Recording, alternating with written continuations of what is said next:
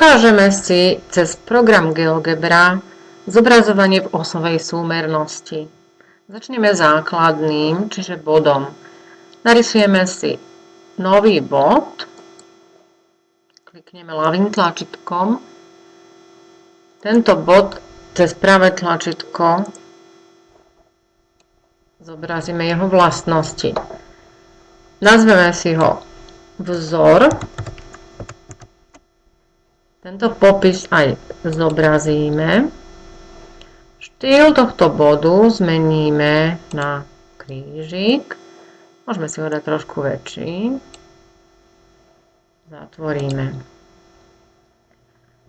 Budeme potrebovať ďalej priamku, ktorá bude našou osou súmernosti.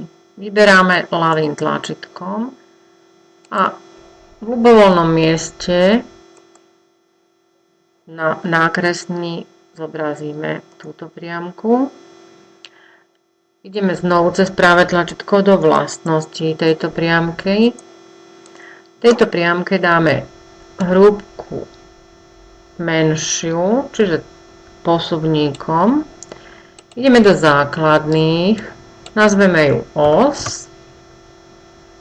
Farbu necháme čiernu, aj štýl necháme tenučku čiaru. Zatvoríme. Potrebujeme teraz zobraziť náš bod v osovej súmernosti.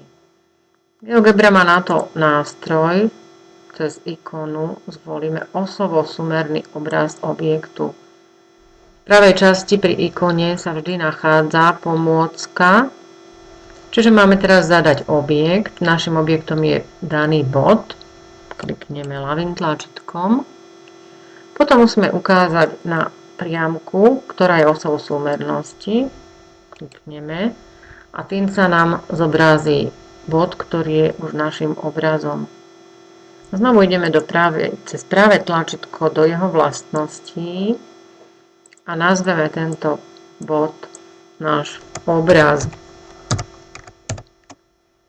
Zobrazíme popis, takisto štýl tohto bodu, dáme krížik. Môžeme si ho dať tiež hrubší a farbu zvolíme odlišnú, dáme si ju červenú. Všimneme si v týchto objektoch, že tu máme aj nejaké body. Tieto body to sú body priamky. Tieto body nemusíme zobrazovať, čiže bod A aj bod B vypneme. Zatvoríme. Ako náhle v polohe ukazovateľ alebo pohyb budeme pohybovať našim vzorom, bude sa meniť aj náš obraz. Keď vzor umiestnime na našu os, splynú obraz so vzorom. Keď ju pretiahneme na opačnú stranu, bude obraz na druhej strane. Čiže je to interaktívne.